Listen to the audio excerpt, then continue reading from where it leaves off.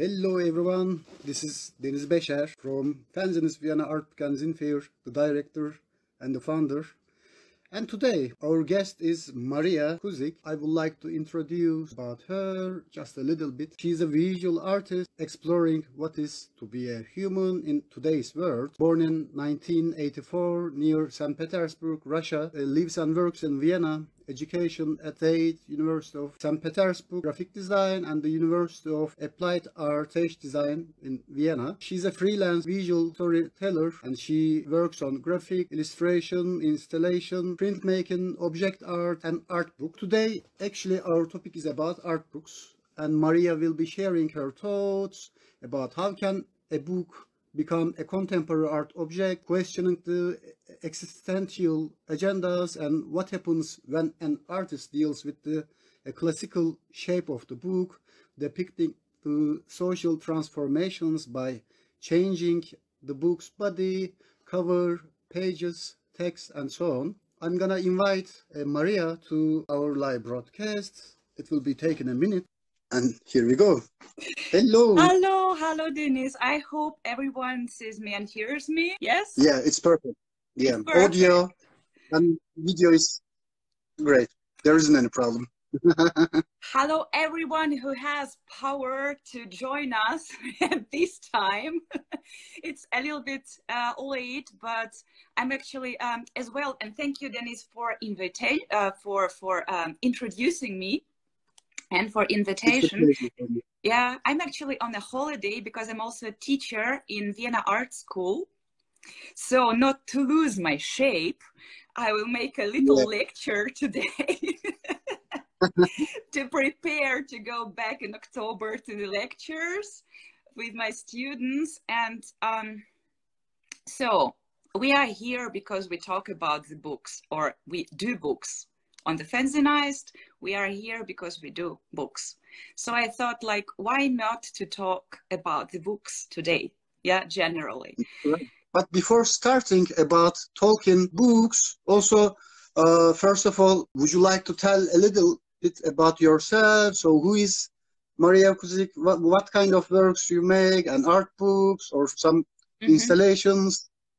I had several questions for your art career too, so I think it won't be only about art book somehow. That's nice. This is how it should be. Okay, so about me. First, I started as a graphic designer because actually what I wanted to learn is how to talk with metaphors generally, like, you know, how to make an essence of a metaphor just inside a little sign, you know, like each logo. Yeah. It's always so simplified, but it has a lot of sense in it and a lot of symbols. And I was always so fascinated that such a big context can be packed in something little. Yeah. And for example, I have here a book. It looks still big, but it's generally physically smaller as the whole historical context packed in it. So I'm actually very interested in packing the context in something visual. Yeah. And when I started studying graphic design, I loved it.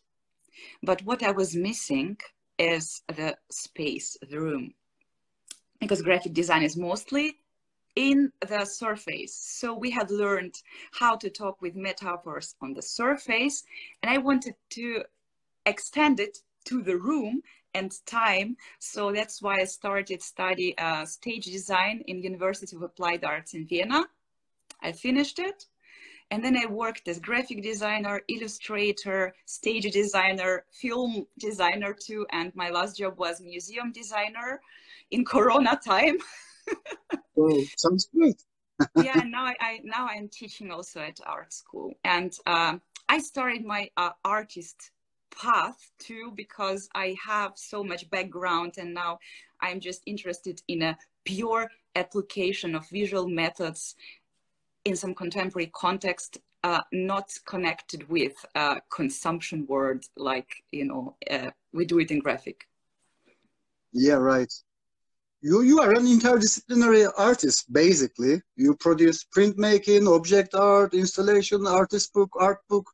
So yeah, you have many interesting art productions. For example, when I saw your prints, that works mostly contain some autobiographical stories. Would you like to talk about some of these autobiographical stories? For example, Insecure Carrying Surface.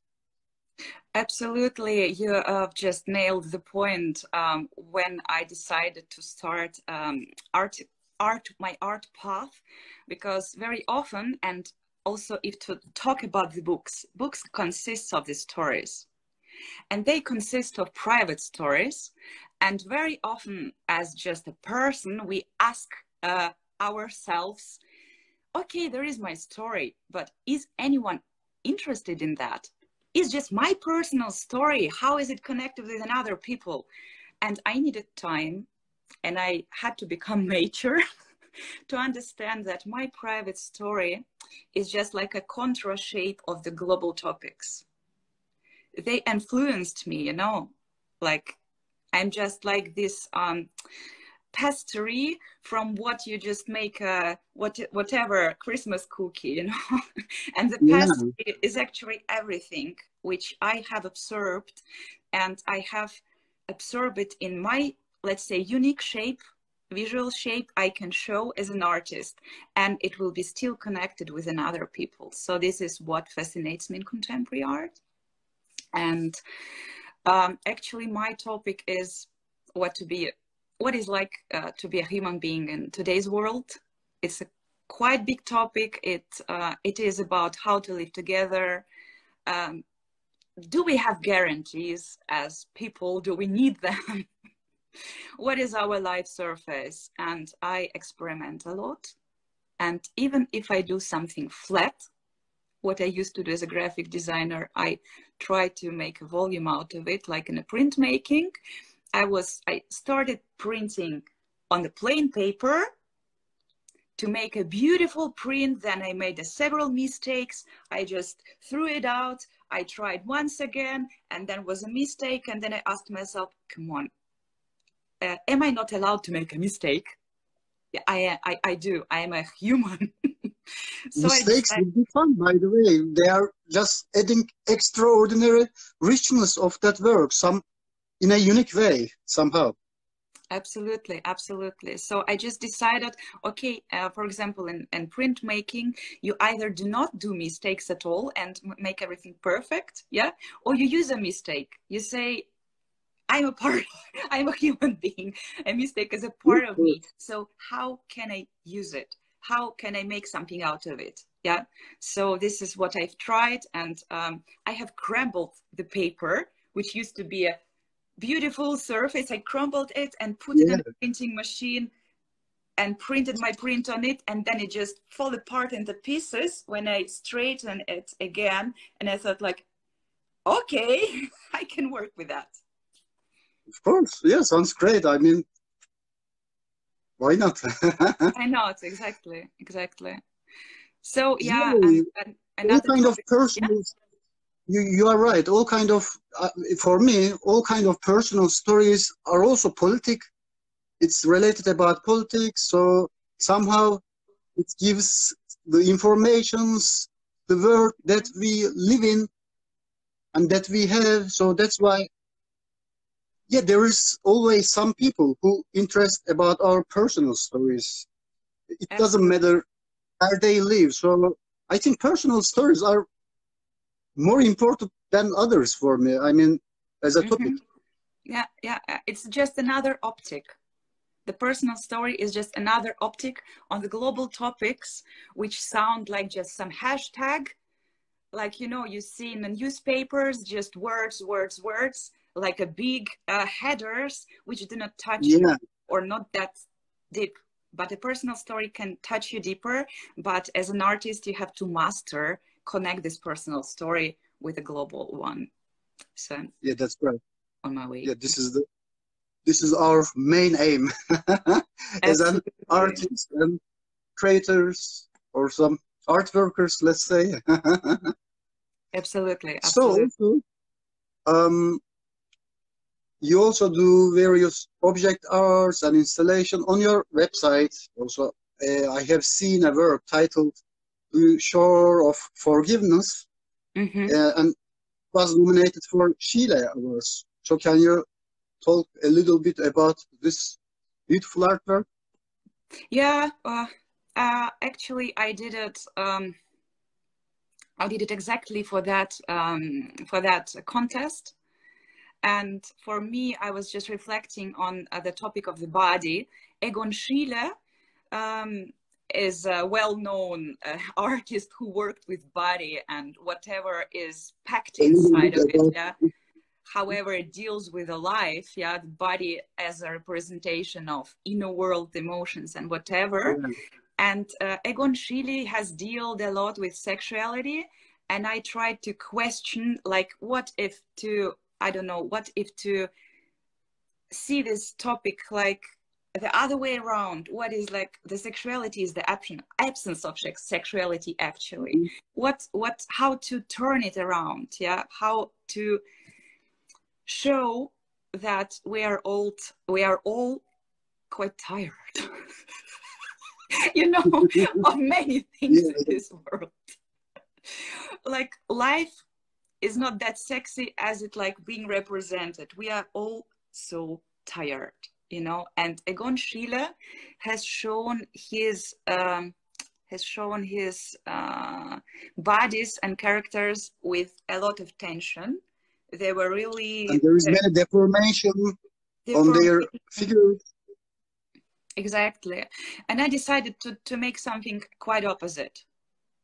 And this is how I did that figure, which first I was drawing. It has the size of my body, and I made a suit together an object like a figure. I was drawing on it, so it looks like a human being, and then I just put it on the how to say that? I just know it in German, Beser talk.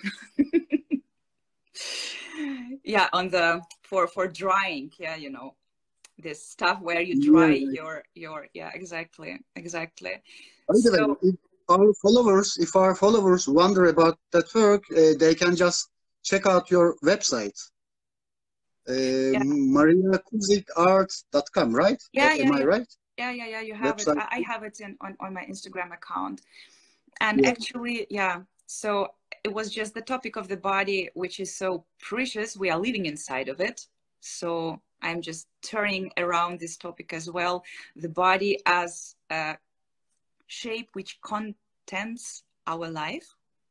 And for me, it's so connected with today's topic. This is also a body which contains someone's life. This is the body which contains some story. So for me, it's like the same. Yeah, that's right. By the way, we can start to receive some questions from our followers. If they wonder anything about you, they can just write to the comment section, and then we can see and read that comment for you, and then you can reply. Anyway, we can just keep going on to talk about a bit art books. When did you start to making your own book designs and art books and artist books? Because I'm teaching, I did it together with my students. I gave them a task to make an art book. And we did it the whole semester through. And I was so inspired by what they were doing that I've done it by myself as well. Wow, that's pretty cool. It's a good story. So do you also make some zines in the school? Well, yeah, some of It's them were nice like to make zines. some zines. Yes, actually, some of the students made even very good zines. Yes, some of them made artist books, some of them made zines. So that was the whole semester actually, which Sounds really cool. correlates with Fanzineist. Perfect. Yeah, I would like to see them one day. I will post them. I Perfect. promise. Thank you. Yeah, thank you. Yeah, if you want, we can just slowly, we can talk about art books and artist books. So what's Mhm. your perspective on this type of production? Well, for me, it's very important to reflect. So my approach is questioning the topic of the book in general. So, like, you know, the book by itself, I will show it once more because it looks so, you know, it looks so serious. It looks like super serious. Any book looks very serious and scarifying. And actually, I have something like a presentation. Let's test it. Let's test it. Do you see it mirrored? No. Can you read that, or is it mirrored? Yeah. I can totally read. There isn't any problem. Because for me, it's mirrored. Because once you are online, I have mirrored. Yeah. I know. It always feel like that. I know. But right now, it's totally fine. Exactly. I came up to this topic that it's mirrored 10 minutes before we start, and I was sitting and mirroring the whole presentation. No problem. I mean, you can just say that, and there isn't any mirrored situation. Yeah. Okay. So about the book, the object of the book, like by itself, I would say, you know, it's so how to say it, so I don't know, looks so old. It looks like a sculpture by itself. It looks so, I don't know, like untouchable. Yeah, it's like I put here a holy grail for that, because a book is kind of a holy grail, because I don't know, I'm coming from the post-Soviet space where you could not write inside the book, or you could not, whenever you do it, your parents say like, oh, what are you doing? You're spoiling the book. No, do not touch that. It's like holy. It's kind of a holy object. It's a holy object, like each book is a Bible, you know. So the shape of the book is by itself so conventional. It looks like a monument by itself. And it's like pushing you back with its authority. And actually what contemporary art does, it breaks all the authorities. So for me, to combine this authority, whatever old shape of a book, to crash it together with the principles of a contemporary art was a nice challenge. And what I want to talk about is how to make this holy grail actually a raw material for talking with people in the context of contemporary art and showing the stories. This is the thing. And first I will show you my own books I've done during that semester with my students. And they were super, super free to do whatever they want, but in the context of some contemporary agendas.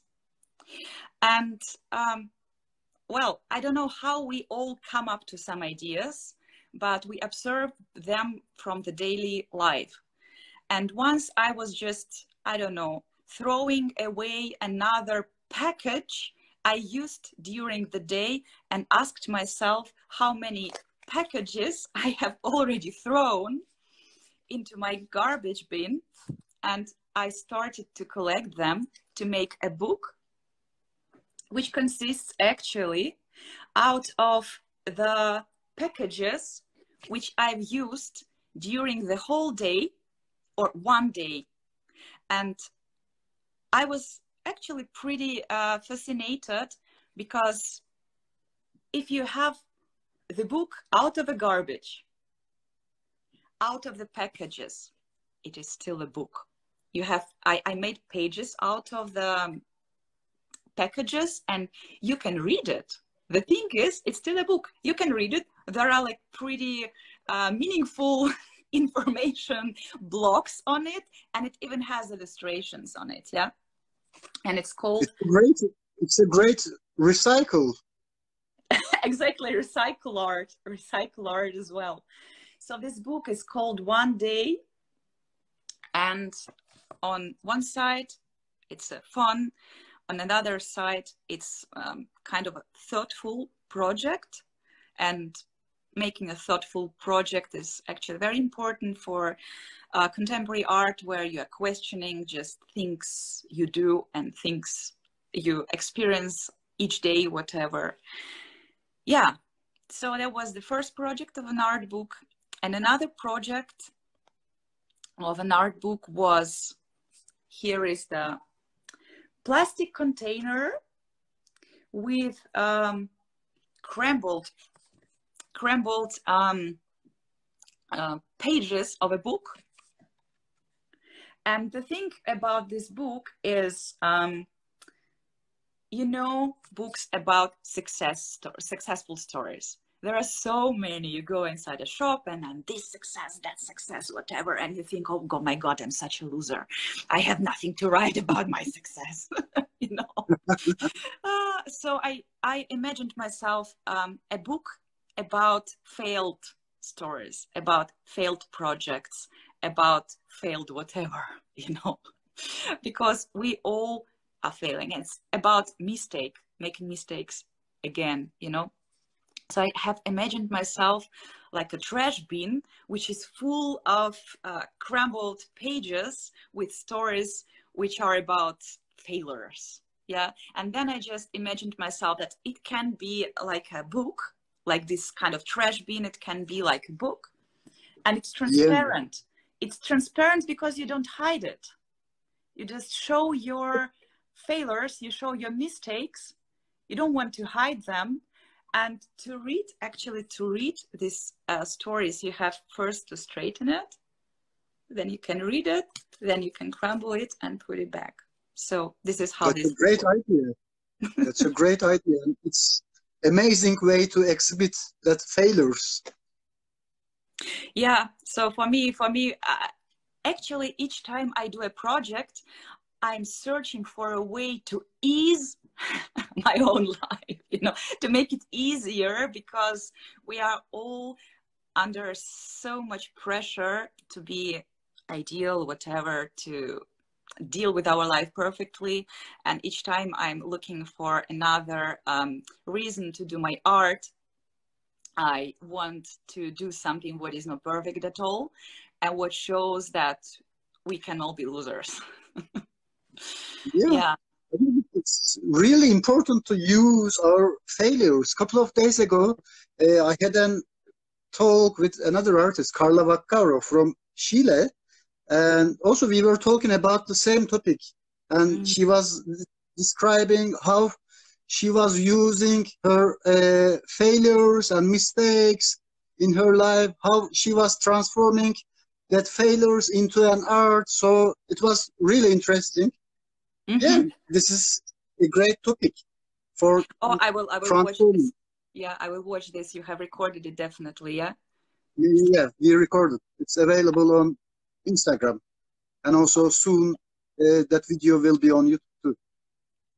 That's cool. Yeah. So this is about the mistakes in our lives, and so I go now from. I've shown you 2 projects of mine and have talked enough, I think, about myself, and thank you for listening. And I think that I will switch now to some references of another artists, how they use books in their art, and it's so different. It's so I don't know, various. So I have called this what I want to talk about today. It's kind of a booster lecture. What I mean with that, I don't mean the corona booster everyone is concerned about.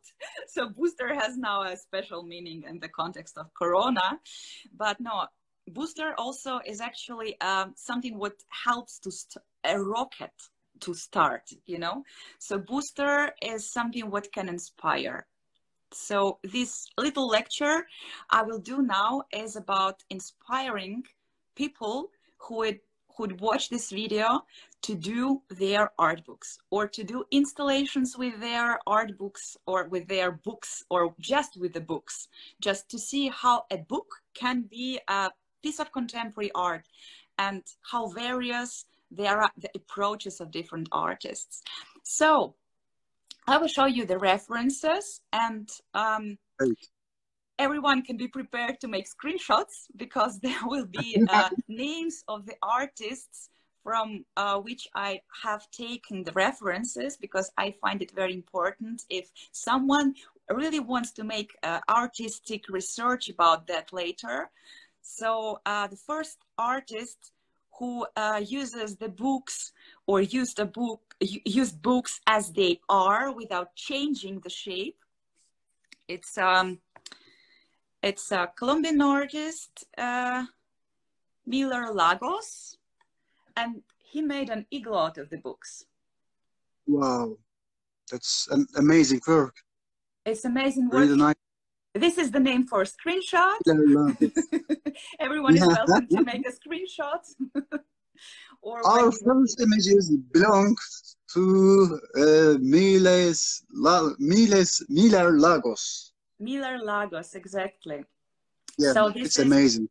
Yeah, this is just the way to work with a book as it is, without changing a shape, but making something different out of it. And it has so many meanings behind that. You know, just the book by itself, as I told already, it has a big meaning.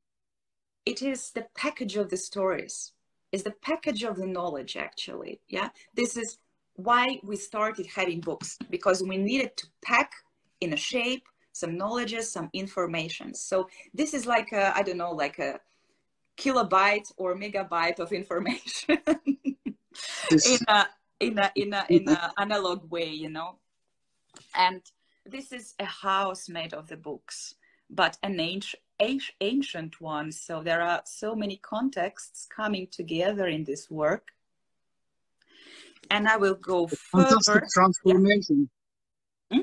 A fantastic transformation as an installation. So I really loved that work. And what I actually like about this work, since I'm working as a visual artist and also teach, I love to see how artists work.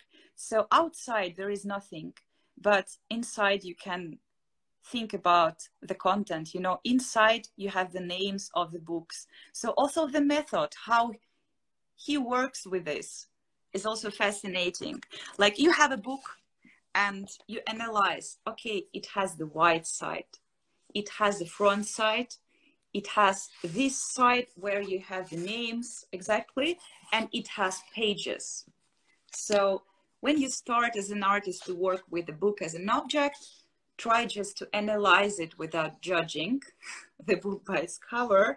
Just what is about the shape? What is about the context? What is it all about? And I go to the next artist. It is Rosie Levanton, and I love the name of this piece of art, Somewhere a Door Slammed. And it is a house out of the books. I will zoom in that you would see better. It's a house out of the book. Yeah. And this is like vice versa. Inside it's white, and outside you can see the books. And there is a great text. It's incredible. That's quite incredible. Yeah, it's really nice work. Yeah, it's kind of the same method she's using. Yeah, same method. And I will read a little text about it, which I like a lot. And this is a recycled installation. It's made from mainly romantic novels, and it has windows. It's like about 2 meters high, and the whole construction reminds of ancient ruin. And what an artist says: living in central London, we all live in a huge tower blocks or pass them every day. But what do we know of the lives of all the people who live in the flats? People's complicated lives, in which so much joy and sorrow and so many major and minor events are contained. references to archaeology run right through my work, also the act of looking. So she compares also the books to the houses, to the content of people's life stories. So this is what I mean when you have an object like a book, you start analyze what are all the contexts around it and what I can make with that. And this is a great connection between house and a book as an object. I love it. That's a great idea. Exactly. And another thing, so another artist, which I would say is not working with books directly. I would try to read his name because it's in a Catalan, Jaume Plensa, something like that. This is his work. This is how he works. He is building sculptures out of the letters.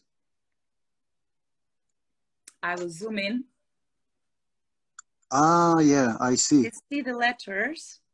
Yeah, I see the letters. Wow. And we have a question. What are the dimensions of Rosie's book house?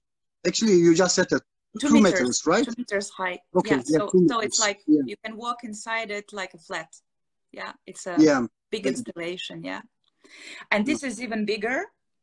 And actually, what maybe you can ask what it has to do with the book. But actually, there are printed letters. Printed letters appeared just when we start needing books. So when we had a need for the books, we started inventing the printing method for the letters. And it's made out of the printed letters. And actually, maybe you know, there are sometimes events like living books, like people walking around and telling stories about themselves, you know? It's really nice. And every one of us is a book. Every one of us has a story. Exactly. We are an open book, but some of them are not so open. Exactly. You need to scratch a little bit to open it. It's glued. The pages are glued together. Some of people tear the pages off and hide them. So this is a human figure, which actually is a reference to a book and a reference to like a container of a story. So this is another point to see a book as a story container and what you can do out of it. Yes. So the next thing is I have seen it live on Viennese Biennale this year. It's Barbara Kruger. She's I have seen this work. Yeah. It's very common. Whatever. It's very. I don't know. It's well known. I think maybe people who are here, you know, Barbara Kruger, or maybe someone has been to Biennale. So I would say, even if it's not a book directly, it's a room you walk in. It's like maybe a newspaper, and it's also about the manipulation of information which influences us in the daily life. And this room is about it. So you walk inside the story. So this is, I would say, maybe like it's like a newspaper, but kind of a book as a room. And it is based just on the text placed around. Typography, some typography. And also she was using several typographical approach in the space. So. Yeah. And it's like all around us. Like it's not you open the book and it's yours. You're owning it. You're inside of the book somehow. Yeah, and you like exactly. You are inside of information. Like information is actually owning you.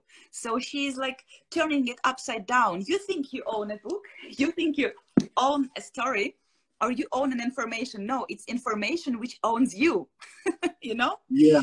So it's like vice versa, absolutely. Okay, so another artist which starts to transform books and put them By together. the way, she has a huge installation at MoMA also right now. I'm just reading the comments, so Yeah. getting some informations. Thank you. Thank you for the information. I've seen it in Biennale, and it's so impressive when you stand inside.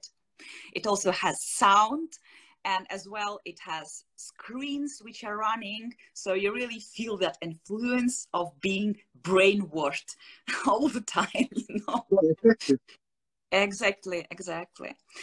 The another artist I'm showing to you, so Melissa J. Craig, I guess, how to read this name. She is transforming books. I will zoom in into I see. And I will read a little text, what she says with that work or what she is thinking about it. Actually, her fascination are mushrooms. So she decided to combine books with mushrooms, and later you will understand how it's connected. So I did my own connection out of it as well. Fungus is an agent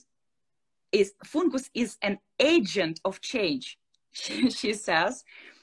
She says, I'm fascinated when it's myriad forms, and I love to go in search of it. So she loves searching mushrooms. I can become more excited by discovering a beautiful fungal growth than by pursuing artwork discovered for us by curators in contemporary museums. So she sees actually a mushroom as a piece of contemporary art. And she says, when I was a child... She's right. Exactly. When I was a child, the first time I had the intriguing feeling that the planet carried messages. Texts, if you will, for those who were curious enough to look. It was when I came up upon a growth of, no, I'm a bit lost in the text, but actually the main idea is that she says that she combines, she compares these mushrooms with texts. And you know, when mushrooms are growing, they absorb things from the earth, you know, like mushrooms sometimes also absorb radiation as well. That's right. I heard about that, yeah. Yeah, so they absorb a lot of elements out of the soil where they grow. And actually, it's so connected to the books as well, because books absorb the whatever stories, the area the stories, experiences. Exactly. And it's a great metaphor. I mean, it's totally fitting each other. Exactly, exactly. So she combines a book with a mushroom, and yeah, I think that it's a great metaphor also for the book as well. And here, about analyzing the book as a visual object, it's also about observing the shapes, you know, whatever you make with that. Okay, it starts to remind of a mushroom, it starts to remind of a tent. So analyzing an object is also thinking of what it looks like, yeah, and it can bring you so many ideas as well. So the artistic eye actually always has to work. When you see an object, you ask yourself, what can it be? As well, you know. So another very exciting project is this one. I will just scroll on my computer because there I have not a mirrored presentation. Mendes Blake. No problem. This is the website. Mendes Blake. Mendes Blake, a very cool artist. First, from far away, you see a wall, a brick wall. Yeah. And when you zoom in, I will go now to next slide. You will see, but do you see in the middle, it's like a little bit, like a little hill in the middle. So it's not really straight, like you see. Yeah, I see. Top. And the thing is that it happens because of the book which is under. I got it. Yeah, so there is here, you can see here a little book which breaks the wall. And okay, there is a story about this installation, and I don't know the real story behind this installation because it's about something else, about this concrete book, which is about America, whatever, but it went viral in internet. And the people who have seen it, they gave it another name because the original name of this installation is America. And the people gave it a name, The Power of the Book. So this is what it is about. It is breaking the walls. It is breaking the restraints. So this is another very decent touch. Like he didn't do a lot. He just, well, to build up a brick wall, it's a lot, but he did not change that much. And this is what I love about the contemporary art. You just can break some little thing and everything is breaking, you know? Like the whole reality is just like a little crackle in the reality, which really blows your mind. And I love these kind of decent contemporary artworks, which just somehow transform their reality in the way you're like, what? You know, that's like a really strong message behind of this work. I mean, we just see that how powerful that book, absolutely. how book can create a resistance against the word or the system. So that's why I really like that installation. Absolutely. It's also one of my favorite references I have chosen for this lecture, because it really shows how this little small thing can really make a big change also in someone's life. I also have books who have changed my life, like this wall and made a crackle. So another approach to a book is like working with its material. And Yorgos Diotstas, this is a website. You can make a screenshot or watch our recorded lecture later. So this is how his objects look like. He's burning, he burns the books, and then he takes resin and then he molds them back. So it's very beautiful. Wow. Well, this one is quite little, I think, and this is a mural. This is like takes the whole wall. It's like 2 meters, something like that. And you see there are the structures and the texts, and it's like 2 open pages. Yes. So it's another approach. What can I do with the book? How can I distort it? Yeah. Or how can I combine it? There are like there are like principles of creativity. You can combine, you can distort, and something else we will see. You can leave it as it is. You can copy it. You can copy it several times until it becomes bizarre. You know, like you have 1,000 books and you build a house out of it. So copy, combine, and transform. These are the 3 principles of creativity. And now we have all possible examples for them. Another example, yeah, it will be about the copying. There are the books which look like pixels, I would say. Anuk Kritov, I don't know how to read. And what is the name? Oh my God, the name is Enclosed Content Chatting Away in the Color Invisibility. Well, what is it about? Yeah, I love the names of contemporary art objects. They make me like, it takes several minutes. Well, these books are rescued books from somewhere, like from garbage, whatever. So she works as well with recycled material. What I love in contemporary art, you know, so many artists, or I hear it sometimes from students like, oh my God, I'm an artist, but all the materials are so expensive.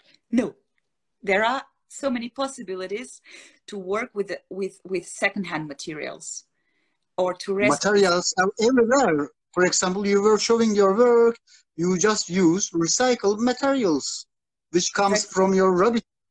So Exactly. we can just transform. It doesn't matter to buy some new fancy art materials from Geshteka or Beser or some other art Absolutely. places. I mean, I want to invite next year or this year to art school for lecture to artists who work just with recycled materials. They are they make sculptures, and they're printmakers too, and they work with paint, which they take from the typographies who are closing. They are bankrupt and they're closing, and they have to recycle their materials, and they can pay up to several thousand euros to recycle their paint. And they call them and say, hello, we are artists working with recycled materials. Can you give us that, whatever, paint, that paper?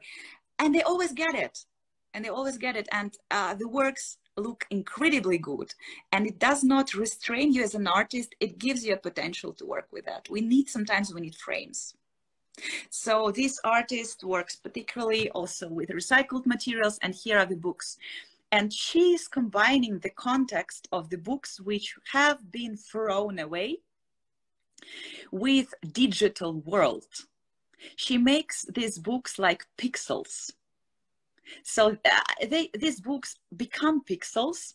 They don't have any meaning by themselves anymore.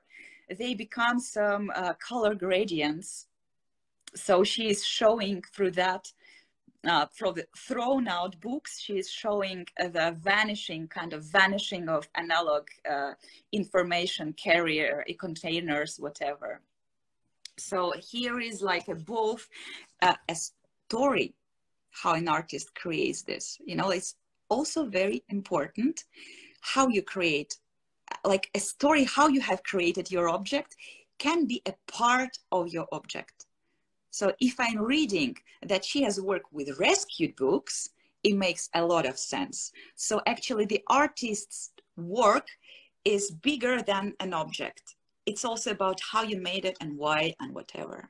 So this is what I simply love about contemporary art. Okay. And there's going to be more meaning with this way. I mean, because they were just rescuing that books and making an installation and adding more meaning. And then there is a totally rich topic than before, somehow. Exactly. And it's also very thoughtful. It helps us to connect ourselves to this reality even more by knowing the story behind it. This is also very important when you go somewhere and watch contemporary art. You should know a story behind, because it gives you access code to a contemporary art piece. And with this access code, you go even deeper and you go even behind that object by itself. And it's like opens up your mind better than drugs. You're right. So another artist, Alicia Martin, who worked also with the books. And wow, this installation is called Biographies. So here we see practically a house where out of the window, the books are falling out, you know? There are that's like amazing. Around 5,000 books attached to a frame. And it's like a wave coming out of a window.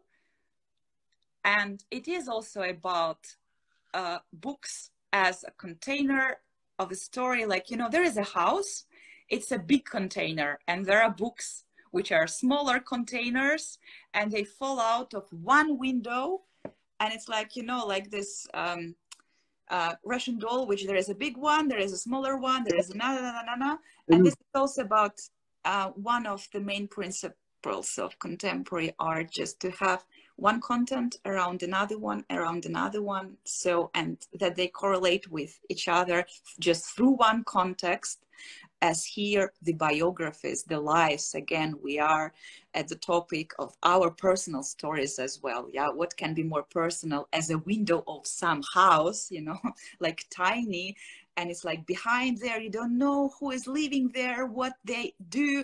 And in this installation, it's like, phew, it just showering, just raining books, you know. That's a crazy structure. It's a crazy structure. And this is an artist sitting inside her own installation, so you know how it is done. Yeah, so I would see that, yeah, there is another very impressive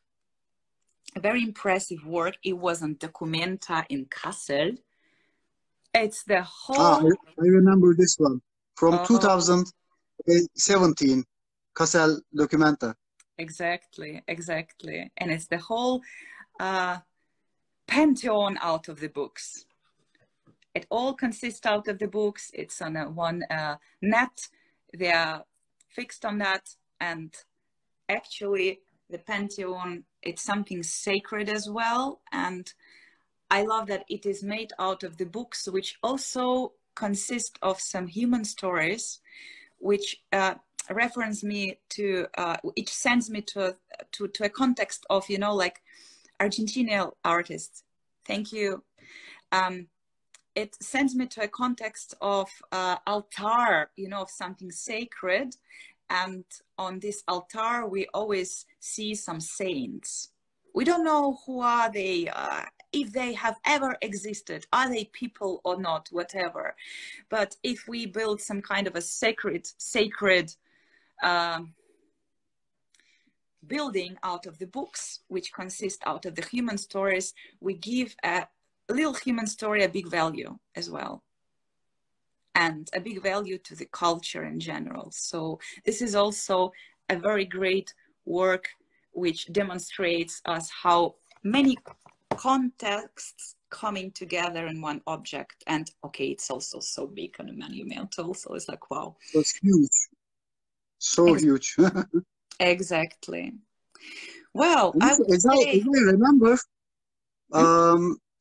that artist also was using the books which got some interruption. The books which are interrupted by the governments because of some political reasons. Yeah. I did This is what not I know remember, the whole but story. I'm not sure. Yeah, but this is also to bringing back the meaning. Yeah, to bringing back the value of an object as well. Yeah, to working with history. It's also a very important thing for contemporary art. So I would say I'm slowly approaching to the end.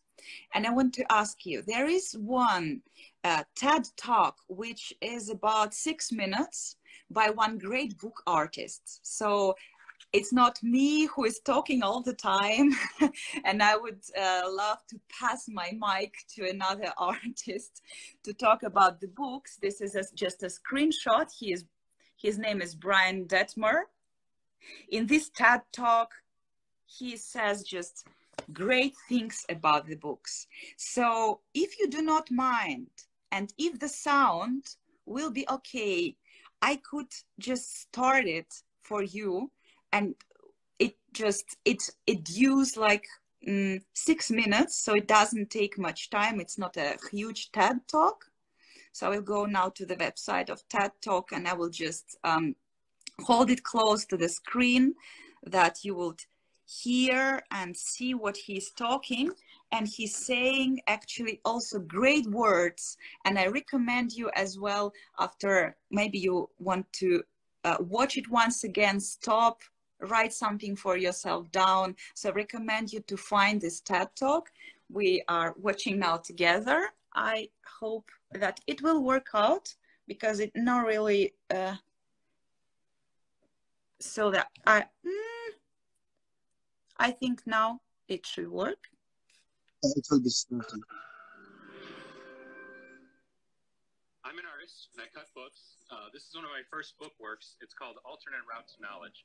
And I wanted to create a stack of books so that somebody could come into the gallery and think that they're just looking at a regular stack of books. But then as they got closer, they would sort of see this rough hole carved into it and wonder what was happening and wonder why and think about the material of the book. So I'm interested in the texture, but I'm more interested in the text and the images that we find within books. In most of my work, what I do is I seal the edges of a book with a thick varnish, so it's creating sort of a skin on the outside of the book. So it becomes a solid material, but then the pages inside are still loose. And then I carve into the surface of the book, and I'm not moving or adding anything. I'm just carving around whatever I find interesting. So everything you see within the finished piece is exactly where it was in the book before I began. I think of my work as sort of a remix in a way, because I'm working with somebody else's material in the same way that a DJ might be working with somebody else's music. This was a book of Raphael paintings, the Renaissance artist, and by sort of taking his work and remixing it, carving into it, I'm sort of making it into something that's more new and more contemporary. I'm thinking also about breaking out of the box of the traditional book and pushing that linear format and try to push the structure of the book itself, so that the book can become fully sculptural. I'm using clamps and ropes and all sorts of materials, weights, in order to hold things in place before I varnish so that I can push the form before I begin, so that something like this can become a piece like this, which is just made from a single dictionary. Or something like this can become a piece like this. Or something like this, which who knows what that's going to be or why that's in my studio, will become a piece like this. So I think one of the reasons people are disturbed by destroying books, people don't want to rip books, and nobody really wants to throw away a book, is that we think about books as living things. We think about them as a body, and they're created to relate to our body as far as scale, but they also have the potential to continue to grow and to continue to become new things. So books really are alive. So I think of the book as a body, and I think of the book as a technology. I think of the book as a tool. And I also think of the book as a machine. I also think of the book as a landscape. This is a full set of encyclopedias that's been connected and sanded together. And as I carve through it, I'm deciding what I want to choose. So with encyclopedias, I could have chose anything, but I specifically chose images of landscapes. And with the material itself, I'm using sandpaper and sanding the edges, so not only the images suggest landscape, but the material itself suggests landscape as well.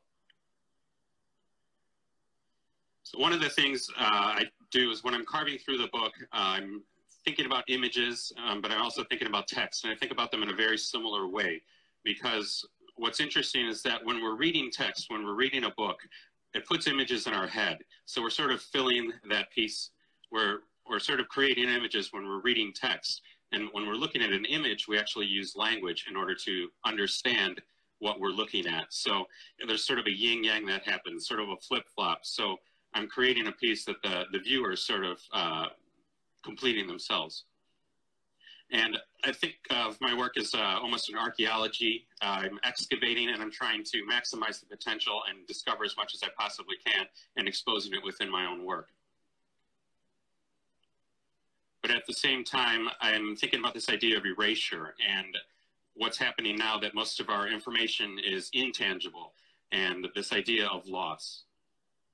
This idea that not only is the format constantly shifting within computers, but the information itself, now that we don't have a physical backup, kind of has to constantly be updated in order to not lose it. And I have several dictionaries in my own studio, and I do use a computer every day, and if I need to look up a word, I'll go on the computer because I can go directly and instantly to what I'm looking up. I think that the book was never really the right format for nonlinear information, which is why we're seeing reference books becoming the first to be endangered or extinct.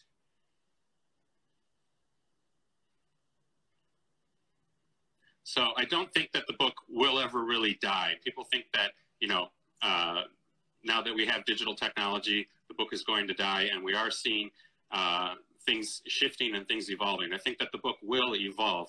And just like people said painting would die when photography and printmaking became everyday materials. But what it really allowed painting to do was it allowed painting to quit its day job.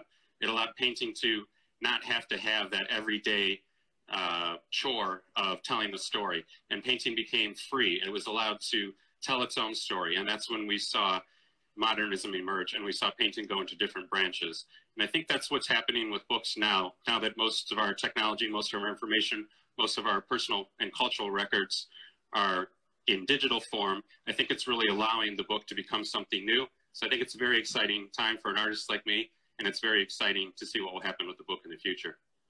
Thank you.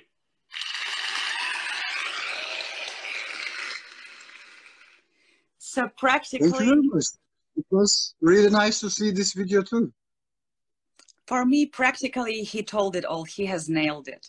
I have nothing more to say. Just besides, you have some questions. Yeah, I'll be watching this video again. Yes. It seems So quite interesting. it's very interesting, and he has put his whole artistic process inside of 6 minutes. Like, wow. Yeah. And he told such a great sentences which are so, you know, like condensed. It's like his condensed artist experience. And so that's why I love these TED Talks. They force an artist to speak in short sentences, you know, but so meaningful. Yeah. Yeah. So I recommend. Summarized very well. He summarized very well about Absolutely. his artistic approach and his work. So it was really amazing to see. Yeah, and about books as well, he has compared a book with another medium like machine. He called a book a body. He was reflecting on book and information, non-linear information, as he told. So there are so many contexts of what we were talking today in this video that I highly recommend everyone to watch it once more. And it will be so inspiring for you. And I hope after you have watched this video, our talk, that maybe you would do something about art with books, because it's such a great object just to work with. And for me, I don't know, I can take so much inspiration out of it. Yeah. So do you have maybe some questions?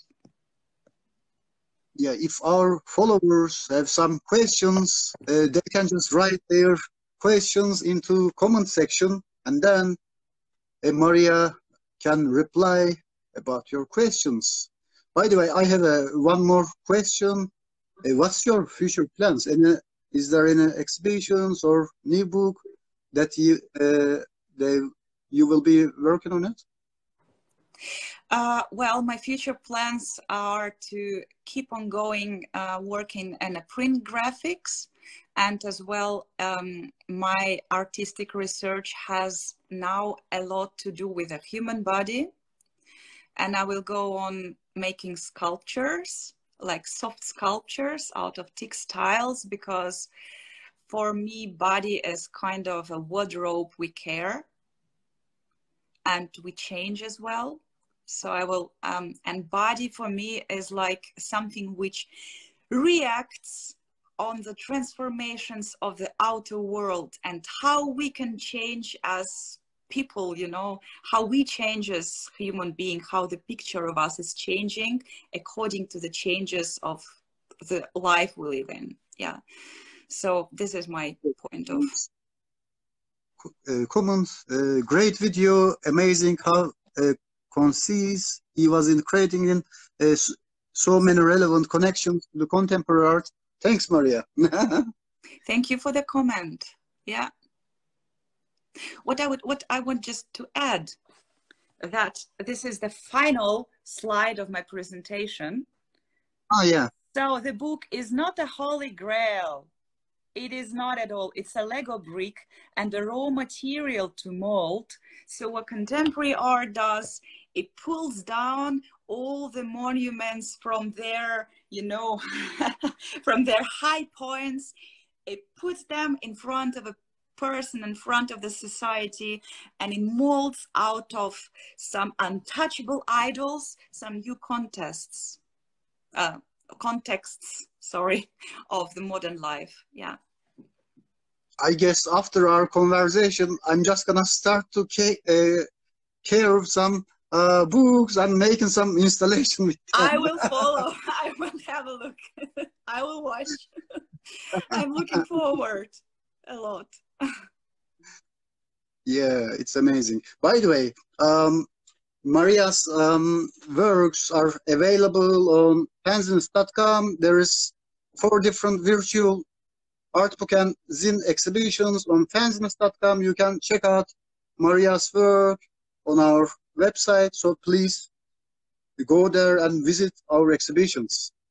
And also after this talk, by the way, there will be a concert at Fanzineist Vienna, and you can watch the concerts of psychedelic punk band Zumkrutu at 10:15.